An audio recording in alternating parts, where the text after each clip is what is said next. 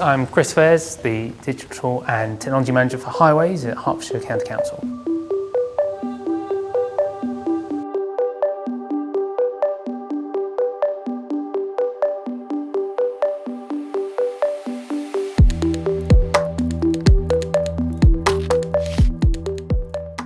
What we want to do is to mature our data within the council.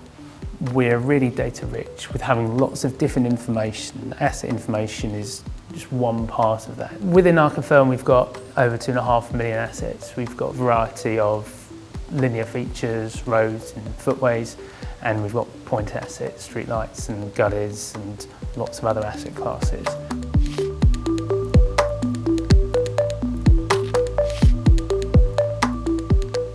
The value we see of putting them in confirm is that it's a single source of truth, and we can link out that single source of truth to other data sets and tools like GIS, where they can be overlaid with other data. With having all the assets in one system, it means that the reports and other things that we can add into confirm, like using Power BI dashboards, we're all looking at one data instead of having to replicate that process to report. Hidden data or data which is not looked after or is locked away somewhere is an immature sign in an organisation.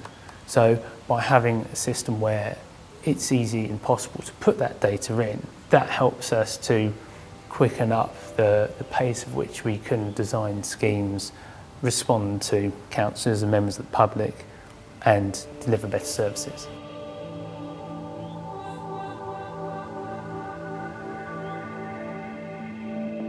Moving away from paper has happened for assets, a long time ago.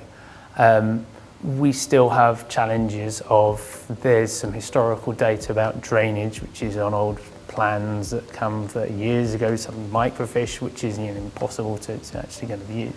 So we do still have challenges, and we do see ourselves being on a journey, but we have looked at what we need to do to mature that journey and look at a maturing data approach.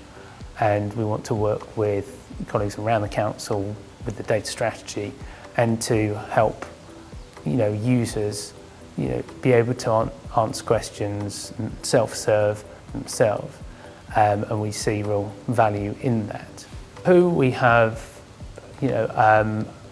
lots of internal users and lots of different teams, and the advantage of aggregating that data is though that teams who look after certain asset types, maybe trees or something, can provide this data so it's relevant when there's other projects and other designs that they might not have thought would need this asset, but they do need that data.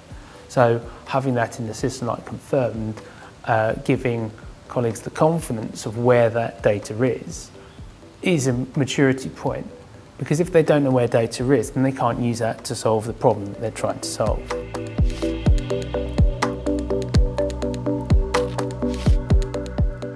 The Brightly Confirmed solution has come on leaps and bounds since I've started using it, and Confirm Web is a really neat way for visualising assets and slicing that down. What is nice is that interoperability, that we can slice something to GIS and we can bring in other information that might enrich that. Might be from Environment Agency data on flooding, for example.